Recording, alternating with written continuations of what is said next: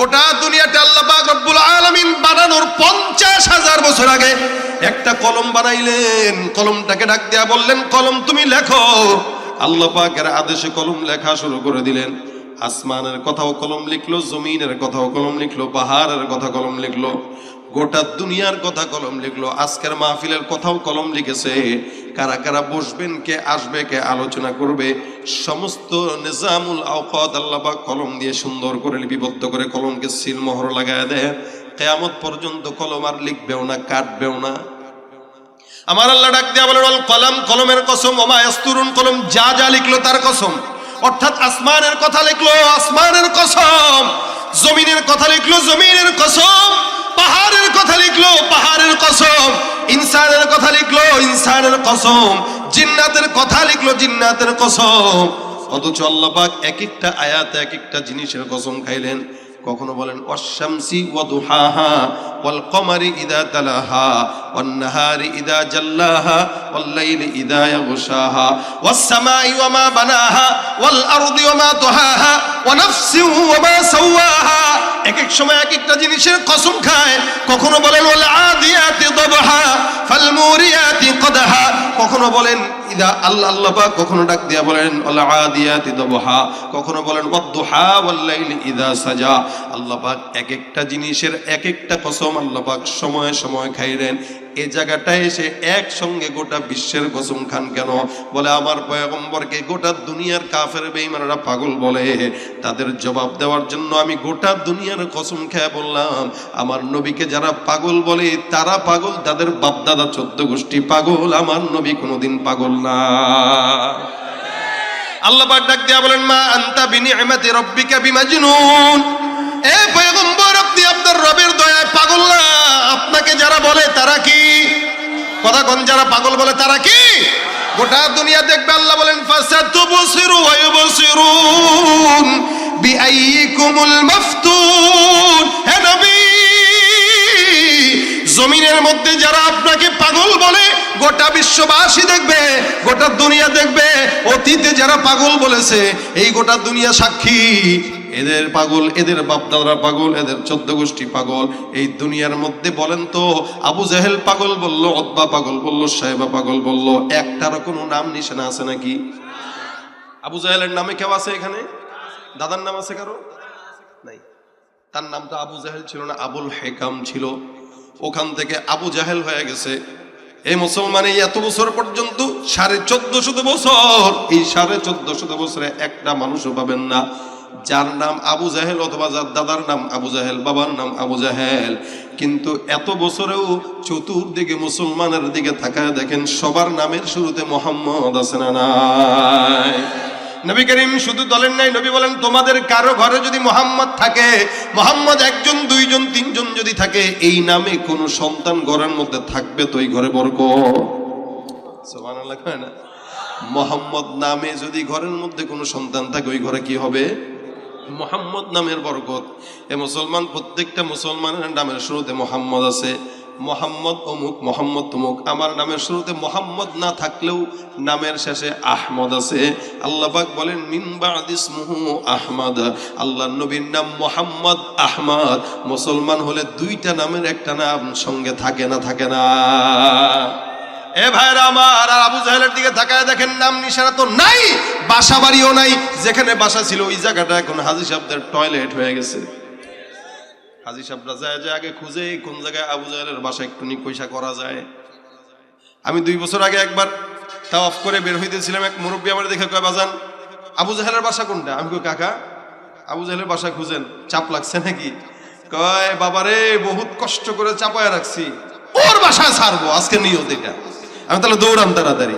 দেখেন আল্লাহ কয়, তুই আমার হাবিবের নাম মিটাই দিবি, তোর নাম তো মিটবেই, তোর বাসা পর্যন্ত মুসলমানের টয়লেটে বানায় দেব। এটা আমার পয়গম্বরের সম্মান, এটা আমার পয়গম্বরের শত্রুদের অবস্থা। গোটা দুনিয়ার মানুষ যারা আছে নামের আগে মোহাম্মদ, নামের পরে আহমদ। এটা আমার পয়গম্বরের মর্যাদা টিকায় রাখতে যে আল্লাহ গুনা দুনিয়ার মানুষদেরকে জানায় দিয়েছেন, দেখ শুনে রাখ, যারা আমার নবীকে কষ্ট দিছে এদের নাম নিশা নাই, এদের নাম ঠিকানাও নাই, এদের বাড়িও নাই, এদের বংশও নাই। আমি আল্লাহ পাক সবগুলোর ধ্বংস করে দিলাম। যার কারণে আমেরিকার প্রেসিডেন্টটাও নিজের নামটা আবু জাহেল রাখে না, অন্য কিছু রাখছে। কি বলেন? এই মুসলমান যত বড় কাফের ইহুদি নাসারাও, কোন ইহুদি নাসারার মারাও এই নামটা রাখে না, কারণ জানে এটা খারাপ নাম। আর মুসলমানের নাম জানা না থাকলে আরব দেশে যায় দেখবেন যে কোনো মুসলমান ভাইদেরকে ডাক দেয় কি বলে, ইয়া মোহাম্মদ, ইয়া মোহাম্মদ। কেন? আর কিছু না হোক, মোহাম্মদ তো আছে। সুবহানাল্লাহ কয় না রে? এটা আমার পয়গম্বরের সম্মান, মর্যাদার দিক থেকে আমার নবী কত উপরে, যার কারণে আল্লাহ বলেন ওয়া ইন্না লাকা লাআজরান গায়রা মামনুন। নিরবিচ্ছিন্ন নিয়ামত আমি পয়গম্বর তোমার ভিতরে দিলাম, যার কারণে আমার নবী ডাক দিয়ে বলেন সমস্ত নবীদের পরে নবী আমি দুনিয়াতে আসলাম, কিন্তু আল্লাহ পাক আমাকে তখন থেকে নবী বানান যখন আদম পয়গম্বর নবীও হয় নাই। আদম যখন নবী নাই, আমাকে আল্লাহ পাক নবী বলে সম্বোধন করেছেন। আদম এখনো নাই, এখনো আমি নবী। দুনিয়াতে অন্যান্য নবীরা যতদিন দুনিয়াতে ছিল ততদিন নবীর উম্মতরা ছিল, কিতাব ছিল। আর আমার পয়গম্বর দুনিয়াতে থাকার আগেও উম্মত ছিল, দুনিয়া থেকে যাওয়ার পরেও উম্মত আছে না নাই? নবী না থাকলেও কোরআন আছে, নবী না থাকলেও উম্মত আছে, কিয়ামত পর্যন্ত থাকবে কি থাকবে না? এ ভাইরা আমার, এটাই হলো আমার পয়গম্বর। আল্লাহ বলেন নিয়ামত আমি আল্লাহ পাক রব্বুল আলামিন দিলাম। সুতরাং এই নিয়ামতকে কেউ যদি না চিনে সে মুসলমান না ভণ্ড। জোরেগণ মুসলমান না ভণ্ড? মনে রাখতে হবে, বিশ্বের মুনাফিক কাফের নাস্তিক মুরতাদদের মনে রাখা উচিত এই বিশ্বের বুকে, গোটা দুনিয়ার বুকে ইহুদি নাসারা যদি মনে করে মুসলমানরা দুর্বল, এটা ভুল ধারণা। আমাদের দেশের সব মুসলমানরা নামাজ না পড়লেও, দাড়ি না রাখলেও, ঠিক মতো ঈমান আমল না থাকলেও আল্লাহর নবীকে একটা গালি দিয়া দেখেন তো জিহ্বাটা ভিতরে থাকবে না। আমার আল্লাহ বলেন খবরদার এ কাফের, এ নাস্তিক, এ নবীর দুশমন, তোমরা আমার পয়গম্বরের ব্যাপারে সতর্ক থাকো। কারণ কি আমি আল্লাহ পাক রব্বুল আলামিন ঘোষণা করলাম ইন্না কাফাইনাকাল মুস্তাহজিইন। এ পয়গম্বর, আপনি নবীকে যারা ঠাট্টা করে আমি আল্লাহ তাদের জন্য একাই যথেষ্ট। আমার পয়গম্বরকে যারা গালি দেয় তাদের জন্য যথেষ্ট কে? আমার আল্লাহ পাক তাদের জন্য একা যথেষ্ট হয়। সুতরাং আপনি নবীর উম্মত দাবি করবেন, নবীকে কেউ আঘাত দিলে গায়ে লাগবে না, নবীকে কেউ গালি দিলে গায়ে লাগবে না। আমি বলবো আপনি উম্মত দাবি করতে পারেন ঠিকই, উম্মত হতে পারেন নাই। আপনি উম্মত দাবি করতে পারেন, কিন্তু আপনি উম্মত নামের কলঙ্ক, বেঈমান, মুনাফিক, ভণ্ড, ঠিক কিনা? নবী নবীর উম্মত দাবি করো, সুন্নাহ মানো না, নবীর অপমানে তোমার হৃদয় কাঁদে না। নবীর উম্মত দাবি করো, সুন্নাহ মানো না, নবীর অপমানে তোমার হৃদয় কাঁদে না। তুমি বিজাতীয় সংস্কৃতিতে সপেছো পরাণ, তুমি বিজাতীয় সংস্কৃতিতে সপেছো পরাণ, তুমি কেমন মুসলমান? তাকায় দেখেন যুবকদের চুলের ভিতরে স্টাইল দিছে মেসির স্টাইল। হ্যাঁ, এদিক দিয়ে কাটা, এদিক দিয়ে চোখা আছে না, উপর দিয়ে কি এরকম খারাপ স্মৃতিসৌধ। স্মৃতিসৌধ যেরকম এমনি যে এমনি চোখা উঠছে, আমাদের যুবকদের চুল এরকম যে এরকম চোখা উঠে। কার মতো রাখছোস? জানি না, ওই যে দেখছে সেলুনে যায় কোনো ইহুদি নাসারার চুল, ওইটার মতো রেখে দিছে। যদি জিজ্ঞাসা করি কার সাথে জান্নাতে যেতে চাও, কয় নবীর সঙ্গে। এত সোজানা পিঠে টেঙ্গি ভাঙবে। তুমি মুসলমান দাবি করবা, ইহুদির মতো রাখবা। এক সাহাবী পয়গম্বরের কাছে এসে ডাক দিয়া কয়, হুজুর জান্নাতে যাব কিনা জানি না, কারণ আমল নাই। আবু বকরের মতো আমল করতে পারি নাই, ওমরের মতো আমল করতে পারি নাই। ইয়া রাসূলুল্লাহ, কিন্তু আমার দিলের ভিতরে আপনার আপনার মহব্বত আছে, আল্লাহর মহব্বত আছে। রাসূল আমি জানি না আমি জান্নাতে যাব কিনা। আল্লাহর নবী ডাক দিয়া বলেন ইন্নাকা মা'মান আহবাবতা, তোমার সঙ্গে যার মহব্বত থাকবে, তোমার মহব্বত যার সঙ্গে থাকবে, আমার আল্লাহ পাক রব্বুল আলামিন তোমাকে তার সঙ্গেই জান্নাত দিবে। যদি মুহাম্মদের মহব্বত তোমার অন্তরে থাকে, অবশ্যই মুহাম্মদুর রাসূলুল্লাহর সঙ্গে জান্নাতে যাবা। আর সেটার জন্য তো শরীরে আলামত প্রকাশ পাওয়া লাগবে। আপনি উম্মত দাবি করেন, চুল রাখছেন ইহুদি নাসারার মতো, প্যান্ট পরে 14 জায়গায় ছিঁড়া আর জোড়াতালি আসেনি এলাকায়। এখানে হাটের ভিতরে ছিঁড়া, রানের ভিতরে ছিঁড়া, পিছনেও ছিঁড়া, দেখলে মনে হয় হুন্ডা অ্যাক্সিডেন্ট করে পায়জামা ছিঁড়ে গেছে। গ্রামগঞ্জে ওই পায়জামা পরে যখন যায় চাচি কয় কিরে বাবা ছিড়ছস কোন জায়গায়, অ্যাক্সিডেন্ট করছস কোথায়? কয় কিসের অ্যাক্সিডেন্ট? এ রানের ভিতরে ছিঁড়ে আছে, হাঁটুতে ছিঁড়ে আছে। কয় চাচি বুঝবেন না, এটা অ্যাক্সিডেন্ট নয়, এটা হলো আধুনিকতা। এটা কিনছে কোন জায়গা থেকে? কয় বসুন্ধরা সিঁড়ি থেকে। কয় টাকা দিয়ে? কয় 4000 টাকা দিয়ে। আল্লাহ কয় তুই টাকা কামাইতে পারবি লেকিন কাপড় পরতে পারবি না, ন্যাংটা থাকবি। মনে রাখবেন, টাকা থাকলেই খাওয়া যায় না, পরা যায় না। টাকা থাকার কারণে এক সময় মানুষ না থাকার কারণে সিরা প্যান্ট পরতো, এখন বেশি টাকার গরমে সিরা প্যান্ট পরে, ঠিক কিনা? ভাইরা আমার, এটা আখলাকে নববী না, এটা নবীর উম্মত দাবি করে অন্যদের আখলাক মানা মানে এটা ভণ্ডামি ছাড়া কিচ্ছু না, ঠিক কিনা?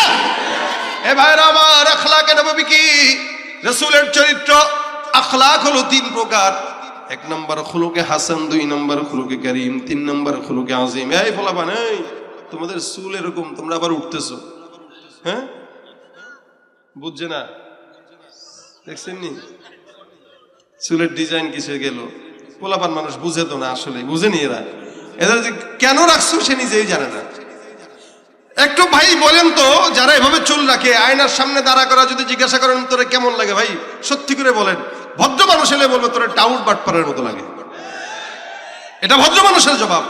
আর তার মতো যদি মিলে কবেন হ্যাঁ সেই লাগে বেটা, সেই কালার কর, টিয়ার কালার দিস, ঘোড়ার চুলের কালার দিস। কিন্তু ভদ্র মানুষ দেখলে কি বলবে? বাটপার, এটা টাউট, এটা হইলো হিরঞ্চি, মানে যত খারাপ শব্দ আছে এগুলোই ব্যবহার করবে। ভদ্র ছেলেরা কোনোদিন এভাবে চুল রাখে? আমাদের যুবকরা না বুঝে রাখতেছে। এই জন্য বলতেছি, খবরদার, রাসূলের সাথে জান্নাতে যেতে চাও তো চুলের ডিজাইন রাসূলের মতো রাখো, পোশাক নবীর মতো রাখো। বলতে পারবা যে আল্লাহ আমার কাছে আমল না থাকলেও তোমার হাবিবের লেবাস আছে, এই উসিলা জান্নাত দিয়ে দেবে ইনশাআল্লাহ। আরে ভাই, মাঝে মাঝে তো মিল দিতে হয়। চোরেও দেখবেন মসজিদে জুতা চুরি করতে গেলে মুসল্লির বেশে চুরি করতে যায়, চোরেও বুঝে যেখানে চোরের সুরতে যাওয়া যাবে। কথা মনে আপনারা বুঝেন না, চোরেও বুঝে এটা। তা আপনি কেন এই বেশ ধরেন বলেন? আপনি বুঝেন না এটা যে কিয়ামতের ময়দানে আল্লাহ পাক অনেক বান্দাকে সুরাত দেখে দেখে জান্নাত দিয়ে দিবেন। দেখো কার মতো দেখায়। যদি দেখে দাড়ি টাড়ি নাই, বলবেন ট্রাম্পের মতো লাগতেছে। ট্রাম্পের চিনেন না? চেনার দরকার নাই, আপনারা গরিব মানুষ। আর যদি দেখে দাঁড়িয়ে আছে, সুন্নতি লেবাস আছে, কার মতো? আল্লাহ রাসূলের মতো দেখা যায়। নবী করিম সাল্লাল্লাহু আলাইহি ওয়াসাল্লামের মতো যার চেহারার মিল হয়ে যাবে, তো আমল যেমন দুর্বল হোক আর না হোক, এটা রাসূলের সাথে জান্নাত দিয়ে দাও বাস। तेरे महबूब की यारब शबाहत लेके आया हो, तेरे महबूब की यारब शबाहत लेके आया हो, हकीकत उसको तू कर दे, मैं तो सूरत लेके आया हो, न अज़मत लेके आया हो, न शौकत लेके आया हो, मोहब्बत लेके आया हो, मोहब्बत लेके आया हो।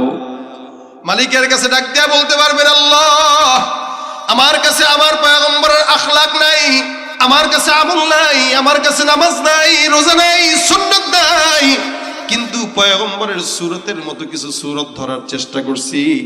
এই ধান্দা নিয়া যেন আল্লাহ তুমি সুরতটা দেখে সুন্দর করে মাফ করে দাও। আমার আল্লাহ কয় তোর নিয়তটা সহি ছিল, যার কারণে আমার পয়গম্বরের সঙ্গে জান্নাত দিয়ে দিলাম, যা জান্নাতে যা। ভাইরা আবার খুব বুঝবেন, আখলাক 3 প্রকার। 1 নম্বর খুলুকে হাসান, 2 নম্বর খুলুকে কারীম, 3 নম্বর খুলুকে আযীম। খুলুকে হাসান বলা হয় কোন মানুষকে একটা ঘুষি দিল, সেও একটা ঘুষি দিয়ে দিল, শোধবাদ। খুলুকে কারীম হলো কেউ কাউকে আঘাত দিল, সে কিচ্ছু বলল না। আর খুলুকে আযীম হলো আপনাকে কেউ ঘুষি দিল, আপনি হাতটা ধরে বললেন ভাই হাতে ব্যথা পাইছেন কিনা।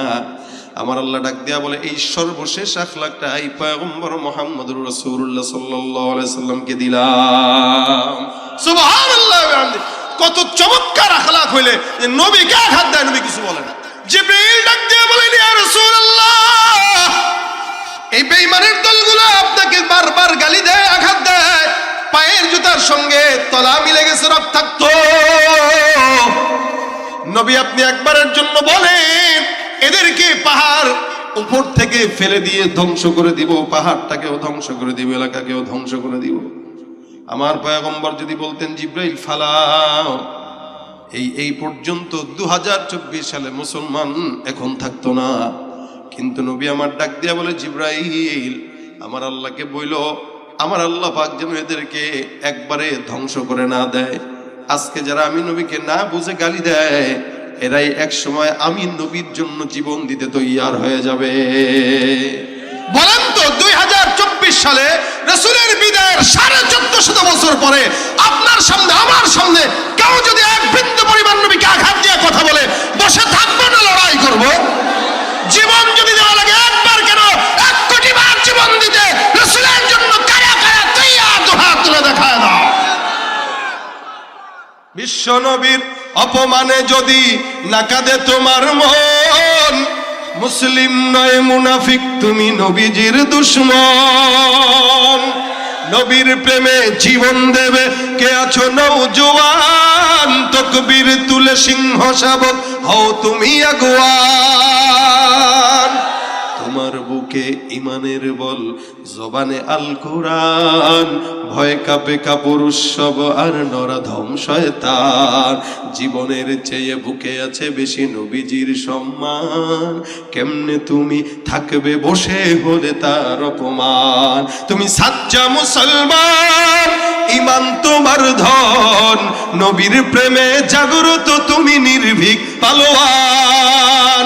একসঙ্গে আওয়াজ দিয়া সাচ্চা মুসলমান,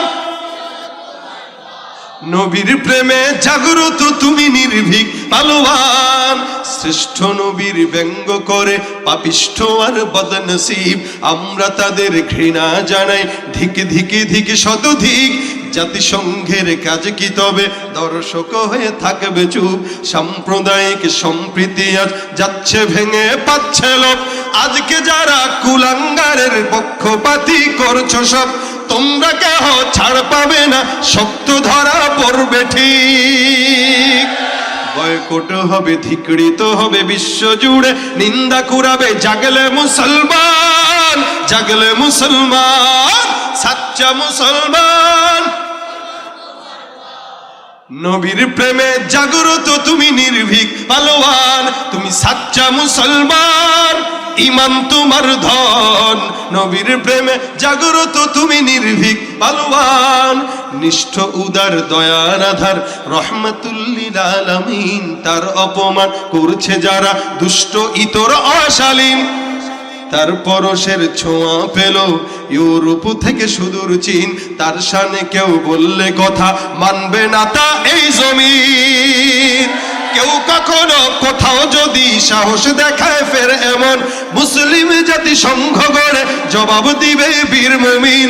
ঘেরাও করো ওদের গদি, ভুলের ক্ষমা না চায় যদি, জোরে হাকো আজান, জোরে হাকো আজান।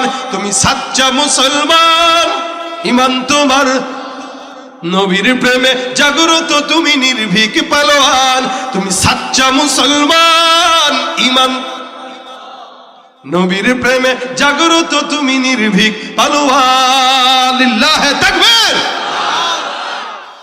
এটা হলো আখলাকে নববী। নবী বলেন, হে জিবরাইল, আমার আল্লাহ পাক রব্বুল আলামিন যদি আমাকে কষ্ট দেওয়ার কারণে সবাইকে জমিন থেকে বিদায় করে দেয়, তাহলে আখিরি জামানার নবীর উম্মতটা টিকে থাকবে না। সুতরাং কি করব? আল্লাহ নবী হাত তুলে বলেন, আল্লাহুম্মা হদি কওমি, আল্লাহ আমার এই বুল জাতিকে, আমার এই অবুঝ জাতিকে তুমি মাওলা পাক হেদায়েতের নিয়ামত দান করে দাও। এরা গালি দেয়, এরা আঘাত দেয়, এরা রক্তাক্ত করে, আর নবী হেদায়েতের দোয়া করে। ওয়া ইন্নাকা লাআলা খুলুকিন আযীম। এ ভাইরা আমার, একবার পয়গম্বর কোন সাহাবীর জানাজার শেষে সাহাবীদেরকে নিয়ে কোন এক জায়গায় যায়, জানাজার শেষ করে তারপরে মদিনায় রওনা হয়ে গেছে, মসজিদে নববীর দিকে যাচ্ছেন। প্রতিমধ্যে একজন ইহুদি রাহেব রাসূলকে দেখা, নবী করিমের গায়ের মধ্যে চাদর ঢোকানো, চাদর জড়ানো। ইহুদিটা আল্লাহর রাসূল সাল্লাল্লাহু আলাইহি ওয়াসাল্লামের চাদর ধরে টান দিছে। সাহাবী ওমর আছে, আবু বকর আছে, অন্যান্য সাহাবা আজমাইন সঙ্গে। নবী ডাক দিয়া কয়, কি ব্যাপার, চাদর ধরলা কেন? ইহুদি চাদর ধরে টান দেয়, ডাক দিয়া কয়, মুহাম্মদ, তোমার 14 গোষ্ঠীর অবস্থা আমি জানি, সবার অবস্থা এরকম, তোমাদের জবানের কোনো ঠিক থাকে না। নাউজুবিল্লাহ। ইহুদি বলতেছে, তোমাদের জবানের কোনো ঠিক নাই, বলো একটা করো একটা, লেনদেনও ঠিক নাই। নাউজুবিল্লাহ। অথচ সারা দুনিয়াবাসী জানতো, আরববাসী জানতো মুহাম্মদ হলো বিশ্ব ব্যাংক, তার কাছে টাকা রাখলে টাকার কোনো হেরফের হয়। আর ইহুদি ডাক দেয়া কয়, মুহাম্মদ তোমার কাছ থেকে আমি কিছু টাকা পাই, এই টাকাগুলো দেওয়ার কথা, ডেট কবে চলে গেছে, তুমি এখনো দাও নাই। অথচ রাসূলের কাছে টাকা যে পায়, ডেট এখনো আসেই নাই। ডেট আসার আগে পয়গম্বরের সামনে যায়, টাকা দাও। ওমর এই আচরণ দেখে ডাক দেয়া কয়, ইয়া রাসূলুল্লাহ অনুমতি দেন, তরবারিটা বের করি আর কল্লাটা ফালায় দেই। কিছু কিছু সাহাবী একদম মেজাজটা ছিল গরম, ওমরের মেজাজ ছিল গরম, কোনো উল্টা পাল্টা সহ্য করতো না, নগদে ফেলে দিত। আল্লাহ রাসূল সাল্লাল্লাহু আলাইহি সাল্লামকে ওমর রাদিয়াল্লাহু তাআলা আনহু বললেন, ওমর তরবারিটা বের করে সঙ্গে সঙ্গে এখানে রাখলেন। নবী ওমরকে ধমক দিয়া ডাক দেয়া বলতেছেন, ওমর তরবারিটা খাপের মধ্যে ঢুকাও, খবরদার আর এক বিন্দু যেন কথা না বাড়ায়। ইহুদিকে আল্লাহ রাসূল ডাক দেয়া বলতেছেন, ইহুদি তোমার টাকা আমি আজকে দিয়ে দেব, টেনশনের কারণ নাই। ওমরকে আল্লাহ রাসূল সাল্লাল্লাহু আলাইহি সাল্লাম বলেন, ওমর এখনই এই ইহুদির টাকাগুলো সব শোধ করবা। শুধু শোধই করবা না, তুমি যে তাকে জীবনের হুমকি দিলা, এই হুমকির কাফফারা হিসেবে 32 কেজি খেজুর বেশি দান করবা। সুবহানাল্লাহ, 20 সা 32 কেজি খেজুর বেশি দান করবা। ওমর ডাক দিয়া বলতেছেন, হুজুর 32 কেজি খেজুর বাড়তি কেন দিব? লোকটা আপনার সঙ্গে খারাপ ব্যবহার করলো, আপনার সঙ্গে উল্টাপাল্টা করলো, সাহাবী হিসেবে আমরা তার বিচার করবো, এটাই তো স্বাভাবিক। আল্লাহর নবী ডাক দেয়া বলেন, ওমর রে, না না, এটা স্বাভাবিক না। শেষ নবীর এটাই আখলাক, যদি কেউ খারাপ ব্যবহার করে তার সঙ্গে ভালো ব্যবহার করবে, কেউ যদি অকল্যাণ চায় তার কল্যাণকামী হয়ে যাবে। সুতরাং আমি পয়গম্বরের সঙ্গে সে খারাপ ব্যবহার করছে, নবী হিসেবে আমি তার কল্যাণকামী দেব, এটাই আমার গুণ। আমি তাকে মাফ করে দিলাম, তুমিও তাকে মাফ করে দিবা, তবে খবরদার মনে রাখবা, তাকে যে জানের হুমকি দিলা, এটার কাফফারা স্বরূপ 32 কেজি খেজুর তাকে বাড়ায় দিয়া দিবা। সাহাবী ওমর রাদিয়াল্লাহু তাআলা সুন্দর করে লেনদেন সব ক্লিয়ার করে রওনা হয়ে গেল তার বাসায়। আরো বাড়তি 32 কেজি খেজুর নিয়ে যায়। যাওয়ার পরে ডাক দেয়া বলতেছে, ইহুদি এই যে তোমার টাকা পয়গম্বরের তরফ থেকে নিয়ে আসলাম, এতটুকু টাকা পাইতে, এটা তোমার পয়গম্বরের সঙ্গে লেনদেন শোধ? বলে হ্যাঁ। বাকি 32 কেজি এই 20 সা খেজুর পয়গম্বরের সাহাবী ওমর ওই ইহুদির হাতে দিয়া বলতেছেন, এটা আরো বাড়তি। ইহুদি ডাক দিয়া কয়, বাড়তি কেন দাও? আল্লাহর নবীর সাহাবী ওমর ডাক দিয়া বলেন, তোমাকে আমি জানের যে একটা হুমকি দিয়েছিলাম, এই হুমকির কাফফারা হিসেবে পয়গম্বরের আদেশে 32 কেজি খেজুর বাড়তি দিছি। কারণ আমাদের ধর্ম যে অন্যায় করে তাকে অন্যায়ের প্রতিদানে তার সঙ্গে ন্যায় আচরণ করা হয়, খারাপ ব্যবহার করলে তার সঙ্গে ভালো ব্যবহার করা, এটাই আমার পয়গম্বরের আখলাক। সুবহানাল্লাহ। ইহুদি এবার ডাক দেয়া বলে, আলহামদুলিল্লাহ, আমার বোঝা শেষ। ওমর আমি এতদিন পর্যন্ত, তুমি কি আমাকে চিনো? বলে না না। আমার নাম কি তুমি জানো? বলে না, জানি না। ওমর আমি এতদিন পর্যন্ত পয়গম্বর মুহাম্মদুর রাসূলুল্লাহ সাল্লাল্লাহু আলাইহি ওয়াসাল্লামকে এতদিন পর্যন্ত পর্যবেক্ষণ করছি, নবীর একদম সব শুরু থেকে শেষ পর্যন্ত সব আমি মিলাচ্ছিলাম। দুইটা জিনিস বাকি ছিল, একটা জিনিস রাসূলের লেনদেন ঠিক কিনা, আরেকটা জিনিস পয়গম্বর যে যার সঙ্গে কেউ যদি তার সঙ্গে খারাপ আচরণ করে, সে তার সঙ্গে কি আচরণ করে। এই দুইটা জিনিস দেখার জন্য আমি এতদিন অপেক্ষা করছিলাম, যার কারণে ইচ্ছাকৃত আজকে সময়ের আগে আমি তার কাছে সম্পদ চেয়ে নিলাম। খারাপ ব্যবহার করে দেখলাম, দেখি পয়গম্বর মুহাম্মদ যদি সত্য হয় আমার সঙ্গে ভালো ব্যবহার করবে, আর মিথ্যা যদি হয় খারাপ আচরণ করবে। আমি তার সঙ্গে ইচ্ছাকৃত এই কাজটা করলাম। ওমর তুমি আমার নাম জানো? বলে কি তোমার নাম? বলে আমি হলো ইহুদিদের রাহেব, আমি ইহুদিদের আলেম, ইহুদিদের পাদ্রী যায়েদ বিন সুনাহ। এই যে ওমর বলেন, আমি তোমার নামটা শুনছিলাম কিন্তু তোমাকে আমি কোনোদিন দেখি নাই, আজকে দেখলাম। এবার ইহুদি রাহেব ডাক দেয়া কয়, ওমর তোমাদের নবী মুহাম্মদের এই আখলাকের কারণে আমি ইহুদি রাহেব তোমার সামনে সাক্ষী রেখে কালেমা পড়ে মুসলমান হয়ে গেলাম। পয়গম্বরের আখলাক দেখে উম্মতরা মুসলমান হয়ে গেছে। আর মুসলমানের চরিত্র এত নগণ্য, আমাদের চরিত্র দেখে মুসলমান পর্যন্ত ইহুদি নাসরা হয়ে যাচ্ছে। উত্তরবঙ্গে যেয়ে দেখেন, কাদিয়ানি হয়ে যাচ্ছে, ইহুদি হয়ে যাচ্ছে, খ্রিস্টান হয়ে যাচ্ছে। আমাদের চরিত্র খারাপ, এই কারণে আমরা ঠিক মতো দাওয়াত দিতে পারি না। কেউ যদি মনে করেন সালাম না দিছে, মাদ্রাসার একটা ছোট্ট ছেলে সালাম দেয় নাই, মুরব্বী এক দেখছে খালি, আরে বাপরে বাপ, তোর বাপ কে রে, তোর মা কে, তোর হুজুর কে, সালাম শেখায় নাই তোরে? সালাম দিলেন আমি মুরব্বী মানুষ, কেন আপনি কেন সালাম দিলেন না? অথচ রাসূলের আখলাক আগে সালাম দেওয়া। নবী বলেন যে আগে সালাম দিল সে অহংকার মুক্ত। সুবহানাল্লাহ, এটা রাসূলের আখলাক। আপনি দাওয়াতের মাধ্যম বুঝেন না, দাওয়াতের পন্থা বুঝেন না, যার কারণে আমাদের আখলাক দেখে মানুষ দূরে সরে কাছে আসে না। মনে করেন এলাকায় 2-4 জন ছেলে গল্প করে সব 24টা ঘন্টা, কাউকে সালাম দেন। আপনি মুরব্বী, আপনি তাদের সামনে দিয়ে যাবেন, আপনি সালাম দিবেন, আসসালামু আলাইকুম, বাবারা ভালো আছো? জি আঙ্কেল ভালো আছি। 1 দিন 2 দিন 3 দিন সালাম দেন, 4র্থ দিনের মাথায় ওই বখাটে যুবক আপনাকে সালাম দিতে বাধ্য হবে। ওর লজ্জা লাগবে, কিরে আমারও সালাম দেয় মুরব্বী মানুষ, আমাকে সালাম দেয়। এই দোস্ত ওই আসতেছে মুরব্বী, আজকে আমরা আগে সালাম দেবো, দেখবেন দলবদ্ধ হয়ে আপনাকে সালাম দিবে। আর আপনি যদি করেন এই বেয়াদব, আড্ডা মারে, লজ্জা শরম নাই, নামাজ পড়ে না, মুরব্বী দেখলে সালাম দেয় না, পরের দিন তো আপনার সামনে সিগারেটের ধোঁয়া ছাড়বে। কেন? আপনি পন্থা জানেন না, আপনি সালাম নিতে গেছেন, যার কারণে সালাম তো পানি নাই, সিগারেটের ধোঁয়া পাইছেন। নবীর মতো আখলাকে নবী দিয়া সালাম আগে দেন, আপনার অহংকার মুক্ত হবে। মানুষ বইলে বেড়াবে যে আল্লাহু আকবার, কত বড় মানুষ, কত বড় বুজুর্গ, কত বড় আল্লাহওয়ালা হইলে সবাই আগে সালাম দেয়। এটা আখলাকে নবী। ভাইরা আমার, একদিন দেখেন ঘটনাটা বলে শেষ করতে যাচ্ছি, দেখেন আপনারা বুঝেন রাসূলের আখলাকটা কি। আমাদের আখলাক ওরকম নেওয়া উচিত। মসজিদে নববীর মধ্যে একবার পয়গম্বর ওয়াজ করতেছেন, আমি যেরকম আপনাদেরকে বয়ান শুনাইতেছি, রাসূল একবার মসজিদে নববীতে বয়ান শুনাইতেছেন। তো নবী বয়ান করলে ভিড় হয়ে যেত, একদম কানায় কানায় মানুষ ভরপুর। তখন তার মসজিদে নবী এত বিশাল ছিল না, ছোট্ট ছিল। এক সাহাবী গ্রাম থেকে আসছে, গ্রাম্য সাহাবী দূর থেকে এসে মসজিদে নববীতে বয়ান শুনতেছে। বয়ানের মাঝখানে প্রস্রাব ধরছে, চিন্তা করলো উঠবো প্রস্রাব করব, কষ্ট পাওয়া দরকার কি, রাসূলের বয়ানও শুনি, প্রস্রাবও সারি। মসজিদের মধ্যে এক কোনায় বসে প্রস্রাব করে দিছে। পাশ থেকে একজন কি করে দেখ, মসজিদের ভিতরে প্রস্রাব করে। আমাদের এলাকার মসজিদে প্রস্রাব করলে আপনি আমি তো খেপবো, কি বলেন? মসজিদে একটু বাচ্চারা গেলে একটু চিল্লা চিল্লি করলে আমরা থাপ্পড় দিয়ে বের করে দিই। প্রস্রাব যদি করে আসার দিয়ে হেনে নিতে গেলে যাবে।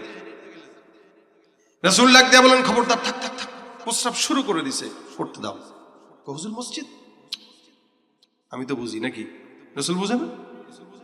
রাসূল বুঝতেছেন এই প্রস্রাবের মাঝখানে বাধা দিলে তার পেটে সমস্যা, কিডনিতে সমস্যা।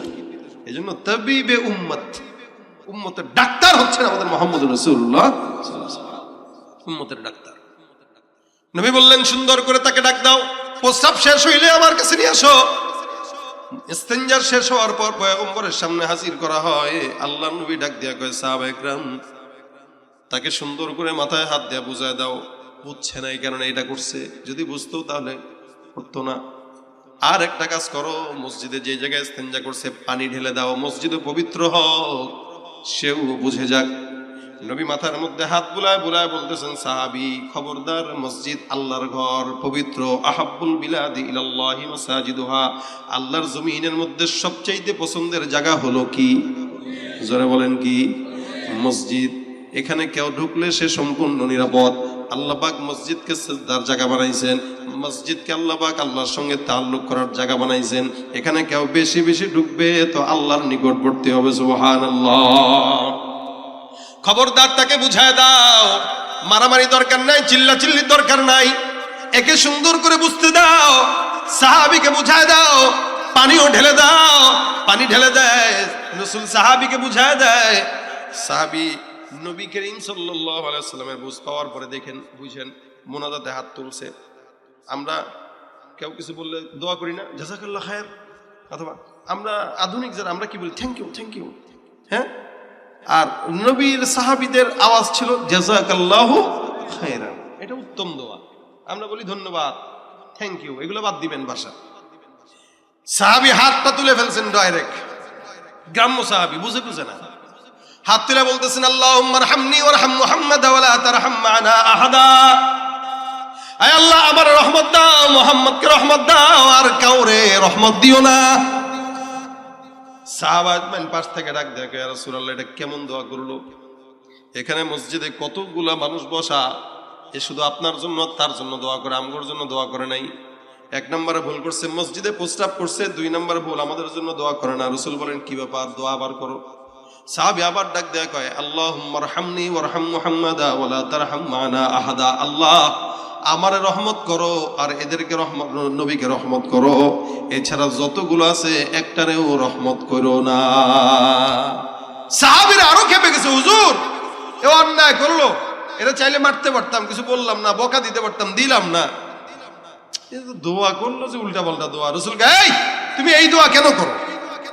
সাহাবী কয়, হুজুর একটু ইস্তেনজা করছি মসজিদের কোনায়, যে ব্যবহারটা দেখাইছে, আপনি না থাকলে তো মাইরা কাবাব বানায় দিত আমারে। আপনি ছিলেন বলে কিছু বলে নাই, আপনার কারণে বাঁচছি, দোয়া আপনার জন্য আমার জন্য করবো না তো ওদের জন্য করবো? আমি ওদের জন্য দোয়া করতে পারবো না। এই জন্য নবী হাদিসে বলেন, ইয়াসসিরু ওয়ালা তুআসসিরু বাশশিরু ওয়ালা তুনাফফিরু। খবরদার, সহজ করবা, কঠিন করবা না, সুসংবাদ দাও, দুঃসংবাদ দিবা না। মানুষকে জান্নাতের সুসংবাদ দাও, জাহান্নামের ভয় দেখানোর আগে। এ মুসলমান, এই জন্য দাওয়াতের পদ্ধতি হলো উদউ ইলা সাবিলি রাব্বিকা বিল হিকমাতি ওয়াল মাউইযাতিল হাসানা। হিকমত আর মাউইজা হাসানা দিয়া কেউ যদি বান্দাকে দাওয়াত দেয়, অবশ্যই অবশ্যই ওইটাই পয়গম্বরের আখলাক। এ ভাইরা আমার, এই কারণে কোনো ভাই যদি অন্যায় করে, হ্যাঁ ধমক না দিয়া, ভাই এদিকে আসেন, কি আপনি অনেক ভালো মানুষ, আগে প্রশংসা করবেন। এটা নববী আখলাক। আমি নববী আখলাক শোনাচ্ছি, আমার ভিতরেও নাই যদিও, আল্লাহ আমার ভিতরে আগে দান করুক, আপনাদের ভিতরেও দান করুক। আমরা এই সমস্ত মুজাকারা কেন করি? যেন আমাদের ভিতরে ঢুকে যায়, এজন্যই মুজাকারা করা। কেউ যদি অন্যায় করে, আগে ডাক দিবেন। বিবি অন্যায় করলে, আরে ভাই ঘরের ভিতরে যাদের আখলাক ভালো না, ওর বাহিরে কেমনে আখলাক ভালো থাকে?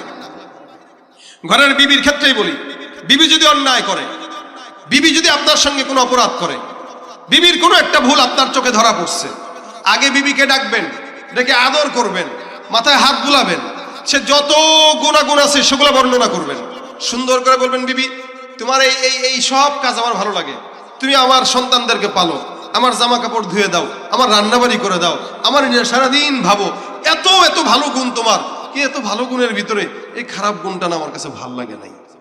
আচ্ছা বলেন তো, মহব্বত বাড়বে না কমবে? আমাদের শুরু থেকে যদি গোলামের যে গোলাম, তোরে বিয়ে করে সব শেষ। হ্যাঁ, আপনার বউ, আমি গোলামের না, তুই গোলামের ভূত, তোর বাপে গোলাম, তোর 14 গোষ্ঠী গোলাম। কিছুক্ষণ পরে সংসার শেষ, তালাক দিবেন এক লগে 14টা। এরপরে হুজুরে ফোন করে বলবেন, হুজুর রাগের মাথায় দিছিলাম, বুঝছি না কি করতাম। আল্লাহ আছে কোনো কি দরকার? এ আপনার আখলাকের কারণে এটা হচ্ছে। এজন্য বিবি অন্যায় করছে, সুন্দর করে আগে তাকে বুঝান, আগে তার সমস্ত ভালো দিকগুলো বর্ণনা করেন, ভালো কাজগুলোর প্রশংসা করার পরে এবার বলেন, তোমার এই কাজটা আমার কাছে ভালো লাগে নাই, আমি স্বামী হিসেবে কষ্ট পাইছি, আমার এই কষ্টটা তুমি দূর করবা, একটু কথা দাও। তখন বিবি বলবে, হ্যাঁ হ্যাঁ অবশ্যই, আপনি কি বলেন, আপনি আমার এত গুণাগুণ বললেন, আমি কেমনে এই কাজটা রাখি, ইনশাল্লাহ সামনে থেকে আর করবো না। অথবা একই পন্থা, স্বামী যদি কোনো অন্যায় করে, বিবিরা যদি এইভাবে সুন্দর করে আদর মহব্বত করে দিয়া বুঝায়, তাহলে এটাই হলো নববী আখলাক। কি বলেন, ঠিক না? ঘরের থেকে প্র্যাকটিস করা দরকার। ঘরেই যদি প্র্যাকটিস না হয়, বাইরে কিভাবে হবে? কারণ দুনিয়ার সবচেয়ে আপন হলো ঘরের বিবি, ঘরের সন্তান, ঘরের মা, ঘরের বাবা। আপনার আখলাক যদি ঘরের বিবির সঙ্গেই না আপনি করেন, ঘরের ছেলের সঙ্গে যদি আচরণ না করেন, তার বাহিরের কোন সদরুদ্দিনের সঙ্গে কেমনে করবেন আপনি?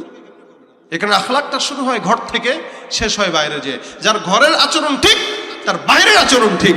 আর যার ঘরের আচরণ ঠিক না, বাইরে ঠিক, বুঝবেন বাইরের যেটা দেখাইতেছে এটা আসল না, এটা নকল, এটা নেকামি। নেকামি দিয়ে বেশি দিন টিকা যায় না। এই জন্য নবী বলেন, যতক্ষণ পর্যন্ত আমার আখলাক ভিতরে না ঢোকাবা, মুমিন হওয়া যাবে না। অনেক আখলাক থেকে ছোট্ট একটা আখলাকের কথা আজকে বলবো। ওই যে বলছিলাম, আল কালিমাতুত তাইয়্যিবাতু সাদাকা। কোন মুমিনের সঙ্গে যখন দেখা হবে, হাসি মুখে কথা বলবো, বন্ধু হোক অথবা শত্রু হোক, ইনশাআল্লাহ। রাজি আছেন? এইটা একটা রাসূলের আখলাক। অনেক আখলাক, রাসূলের অনেক আখলাক।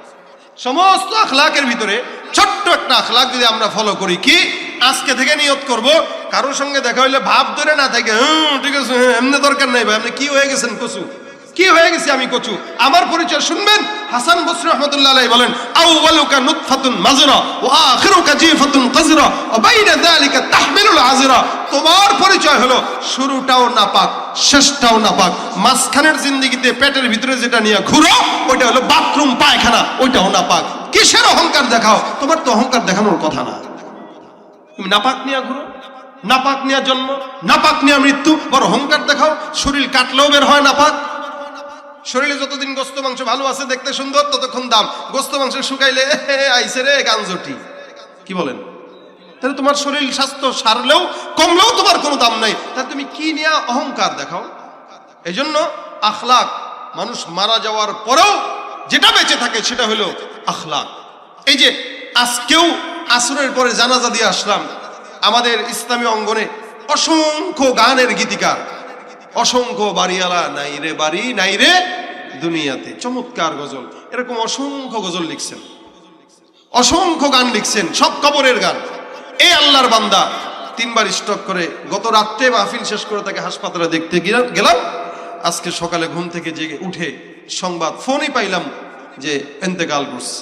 মাটি দিয়ে আসলাম। আজকে আসার সময় আলোচনা করতেছিলাম, এই আল্লাহর বান্দাটা এমন একটা বান্দা ছিলেন, এই এই এই এই করতেন। দ্বিতীয়বার যখন স্ট্রোক করে আমার কাছে এসে বলতেন যে আমার হাতটা এরকম হয়ে গেছে, নাড়াইতে পারি না, হুজুর আপনি আমার একটু ফু দিলে মনে হয় আমার হাতটা নড়বে। তো যখনই দেখা হইতো আমার কাছ থেকে ফু নিত, দোয়া নিত হাতে। লাস্টের পরের কয়েকদিন, 20-15 দিন আগে আমি তাকে জিজ্ঞাসা করছি, দেখা হয়েছে পরে, যে ভাই হাতের কি অবস্থা? আলহামদুলিল্লাহ, আপনি ফুটু দিছেন, অনেক হুজুরের থেকে দোয়া টোয়া নিছি, আলহামদুলিল্লাহ হাতে তো এখন আর কোনো সমস্যা নেই, হাত নাড়াইতে পারি। এই কথা আজকে বলতেছিলাম যে এ আল্লাহর বান্দার আখলাক ছিল উত্তম। মুরব্বী মানুষ ছিলেন, সবার সঙ্গে হাসি মুখে কথা বলতেন। যতগুলো মানুষ আজকে তার জানা যায় গেছে, প্রত্যেকটা মানুষ বলছে যে এই লোকের মতো লোক হয় না। আপনি ইন্তেকাল করবেন, আপনাকে নিয়ে আলোচনা হয়তো ভালো হবে না তো খারাপ হবে। আপনি আপনার আলোচনার কেন্দ্রবিন্দু কোন দিকে নেবেন এটা আপনার হিসাব। আপনি যদি উত্তম আখলাক না দেন তো আপনি মরার পরে বলবে আলহামদুলিল্লাহ জালেম গেছে, ভালো হয়েছে। আর আপনি যদি আখলাকটা রেখে যান বলবে আল্লাহ কে গেল, আল্লাহ তারে জান্নাত দিও। আপনি কোন আখলাক নেবেন? এই জন্য কারো সঙ্গে দেখা হইলে হাসি একটা দিয়া কথা বলবেন, এটা সৎকার সওয়াব। টাকা দিবেন না, কিন্তু প্রতিনিয়ত সৎকার সওয়াব মিলবে। কোন মুমিন ভাইয়ের সঙ্গে ইমানদার যদি কেউ হয়, শত্রুতা রাখবেন না, দিল থেকে শত্রুতা মুছে ফেলেন, দ্বীনের জন্য শত্রুতা মুছে ফেলেন, মুছে তার সঙ্গে শত্রু হোক, তাকে দেখলেও একটা হাসি দেন, ইনশাআল্লাহ এই হাসি আপনাকে জান্নাত পর্যন্ত নিবে ইনশাআল্লাহ। এটা আজকের সবক। কার সঙ্গে দেখা হবে? বাড়িতে বউর সঙ্গে দেখা করবো, মার সঙ্গে দেখা করবো, বিবির সাথে, সন্তানের সাথে, যার সাথে দেখা হোক, আসসালামু আলাইকুম ভাই ভালো আছেন, হ্যাঁ, এতটুকু একটা কথা বলেন, একটু হেসে কথা বলেন, ভাই এটা অনেক বড় সওয়াবের কাজ। একাধিক হাদিসে রাসূল সাল্লাল্লাহু আলাইহি ওয়াসাল্লাম এই কথা বলেছেন, এই হেসে কথা বলো, হেসে কথা বলো, উত্তম কথা বলো, মানুষের সঙ্গে ভালো আচরণ করো, এটা নবীর আখলাক। আল্লাহ পাক অসংখ্য আখলাক থেকে এই আখলাকটা যেন আমাদেরকে ভিতরে ঢুকানোর তৌফিক দান করে। জোরে বলেন আমিন।